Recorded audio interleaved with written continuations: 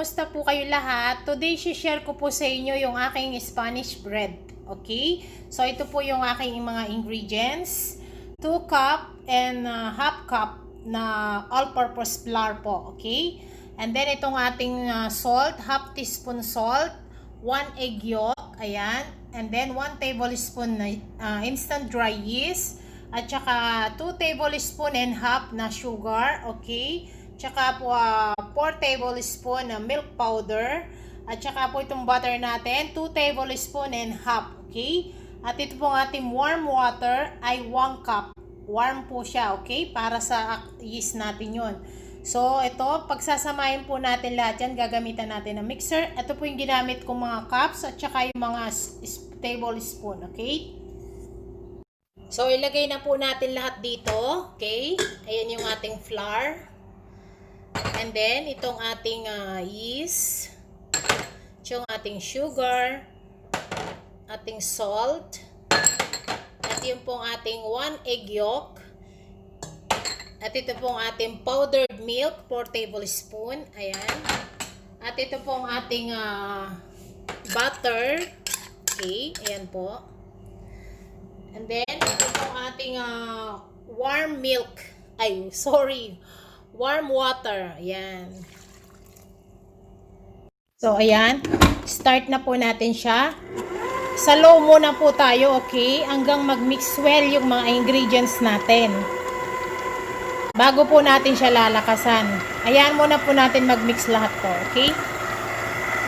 Ito na po yung dough natin.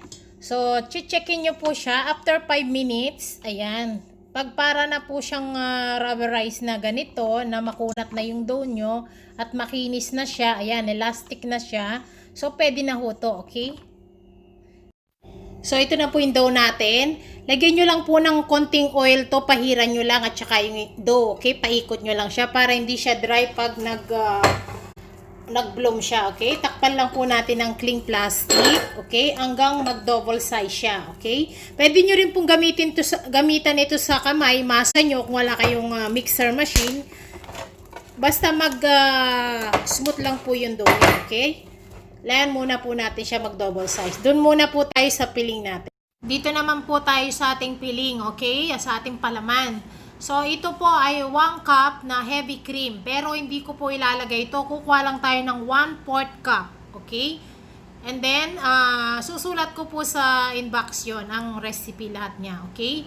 And then, susunod po yung ating butter. 1/3 cup. Ayan. And then, yung pong ating breadcrumbs ay 2/3 cup. Okay? Breadcrumbs po. At yun naman pong ating brown sugar ay half cup. Okay, brown sugar, half cup po. Kung gusto nyong white, nasa inyo na po, okay? And then, kung gusto nyo rin pong dagdagan ng sugar para mas matamis lalo, nasa inyo. At ito mga ating powdered milk, 4 tablespoon po ito, powdered milk, okay? Tsaka po itong ating flour na 2 tablespoon, okay? So, let's start. Ito, paghahalo-haluin po natin muna silang lahat, okay? Unahin po natin yung mga powdered natin, sugar, milk, yan. Tunawin muna po natin ito sa kamay natin, pati yung butter, okay? Bago po natin lagay yung liquid. Gamitan nyo po siya ng kamay para mahalo nyo po siya ng mabuti, okay? At pag nahalo na po mabuti, add na natin po yung 1/4 cup na heavy cream, okay? So, ito na po yung texture niya. Ito po yung 1 cup cream ko, okay? So, hindi ko naman po lalagay ito. Yan muna po yung lalagay natin. Tatansyahin natin siya, okay? Ayan. Nakita ko po sa inyo. Hindi nyo naman po lalagay yung 1 cup na yun. Tansyahin nyo po yung kanyang texture. Ito na po yung kanyang texture. Ayan. Ito po yung 1 cup pero 1/4 cup lang po ang kinuha ko dyan. Ito yung cup niya, okay? Huwag nyo ilalagay lahat yung anong na yun na 1 cup. 1/4 cup lang po. At tatansyahin nyo rin din siya sa lapot niya. Ayan, ganyan texture, okay na po yan. Ito na po siya, okay? Ito pong akin, katamtaman lang po ang tamis nito. Pero kung kayo gusto nyo po na mas matamis siya, pwede kayo mag-add pa ng sugar. At saka tinitikman nyo naman po siya, okay? Tsaka wag nyo pong hayaan na yung masyado siya malabnaw, okay? Ayan, ganyan lang po. Mag-add kayo ng sugar kung gusto nyo mas matamis. Kasi ako, gusto ko katamtaman lang. Okay? Thank you. Ayan po, double size na siya. Pwede na po ito.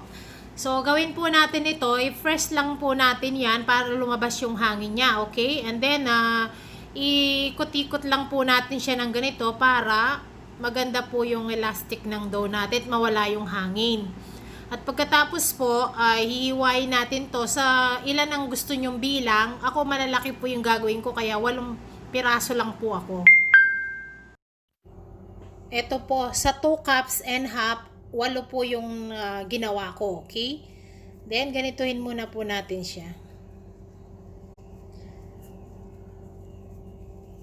Ayan. Then, roll lang po natin siyang ganyan. Then, lagay lang po natin siya dyan, okay? Ito po, isa na lang siya, okay? I-rest muna po natin ito ng 10 minutes. Takpan na lang po natin siya ng towel. Kasi po, para maganda yung alsa nung tinapay natin. Para din po kasing pandesal to eh. Okay? So, yan lang po natin ganyan. Rest lang po natin sila ng 10 minutes bago po natin sila lagyan ng piling. Okay? Ito po, ayan, lumaki na po sila. O, yan o. So, ngayon, after 10 minutes, mag-start na po tayo maglagay ng piling natin. Takpan po natin sila habang gumagawa tayo para hindi sila nadadry, okay? Ayan, i-flatten lang po natin sa rolling pin na pahaba, okay? Yung, at hilahin nyo lang po para siya humaba para sa filling natin, okay? Ganyan lang po. So, ito na po siya. Ilayin nyo lang po siyang ganun para siya humaba doon, okay? So, ito na po yung ating yung piling natin. Ayan.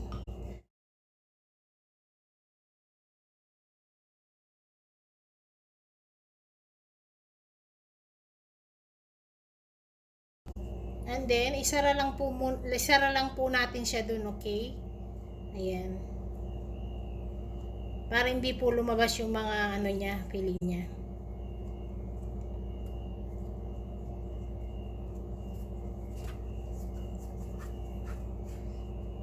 Then pinch lang po natin siya dito sa may ano pinagsaraduan natin. Okay? So ayan na po siya. Ayan.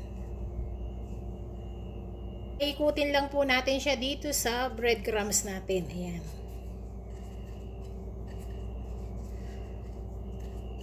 Okay? Tapusin ko muna po lahat 'yon. Okay? Ganito lang. Ayan. Ito po, isa na lang siya. Okay? So ganito lang po, oh.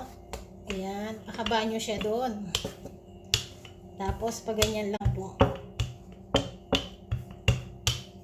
Then, lagyan na po natin siya ng piling. Ayan. Para po makita ninyo. Huwag po, then, i-roll lang po natin siyang ganito. Ayan. Okay? Then, pinch lang po natin siya doon. Para magsara siya.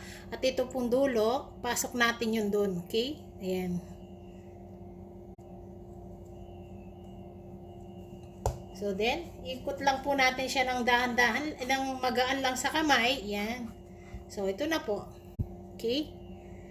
Then, dito na po sila sa ating breadcrumbs. Ayan.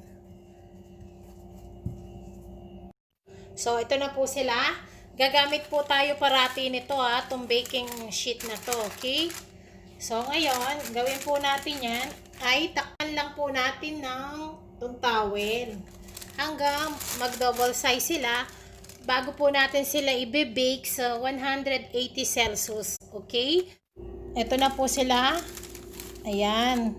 Double size na sila. Ayan po. So, ngayon, i-bake na po natin ito. Kailangan po habang nagpapaalsa kayo nito, naka-preheated na po yung oven nyo ng 180 Celsius ng 10 minutes, okay? Para pag pinasok po natin to mainit na yon at nakahanda na.